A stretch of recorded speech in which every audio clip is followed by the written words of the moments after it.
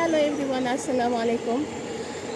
মানে হঠাৎ আমি এই রুমে আইসা দেখি যে আকাশের অবস্থা এইরকম।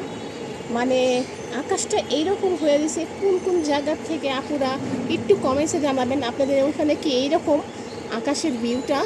বাট আমি এখন এই রুমে আইসা দেখি যে মানে আকাশের ভিউটা এইরকম দেখে মানে আমি অবাক হয়ে গেলাম যে ছোট থেকে বড় হয়েছি কখনো আমি এইরকম ভিউ দেখি নাই।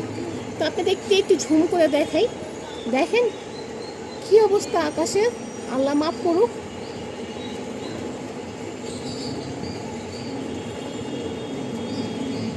দেখেন এই যে অবস্থা, মানে মানে আকাশের এই অবস্থা দেখে আমি আর পারলাম না, ভাবলাম একটা ছোট্ট ভিডিও করি।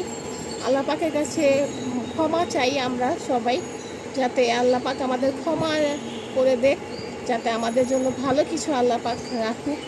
তো এই জন্য বেশি বেশি করে নামাজ কালাম আল্লাহকে ডাকুন, কারণ কিয়ামতের আলামত।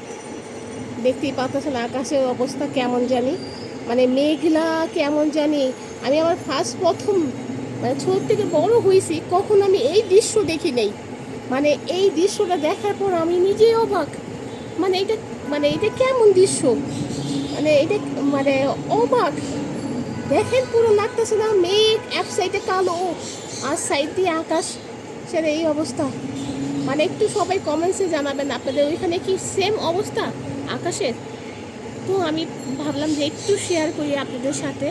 মানে এই ক্যামেরাতে ভালো করে বোঝা যাচ্ছে না, বাট সরাসরি মানে কেমন জানি অন্ধকার, মেঘটা কেমন জানি হয়ে রয়েছে, লাগতেছে যে ওইখানে কোনো বৃষ্টি কিংবা কোনো কারণে কিছু অন্ধকারের মতো হয়ে থাকে না, ওই রকম।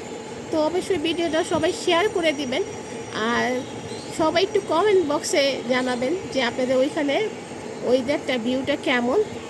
বাট আমি একটু ভয়ে পেয়ে গেছি। আল্লাহ সবাইকে মাফ করুক, আল্লাহ আমাদেরকে রহমত নাজির করুক আমাদের প্রতি। আল্লাহ যাতে আমাদের মনের ভিতরে আল্লাহর ভয় দিয়ে দেখ, আর সবাই বেশি বেশি করে তওবা করবেন। এই তো ভিডিওটা আর বড় করবো না, এই পর্যন্তই। মানে দেখতে ভালো লাগতেছে, বাট একটা অন্যরকম ফিলিংস, মানে আমি বুঝাতে পারবো না, কারণ ক্যামেরাতে ভালো দেখা যাচ্ছে না, সরাসরি হয়তো বা কেমন জানি অন্ধকার আকাশটা হয়ে রয়েছে না।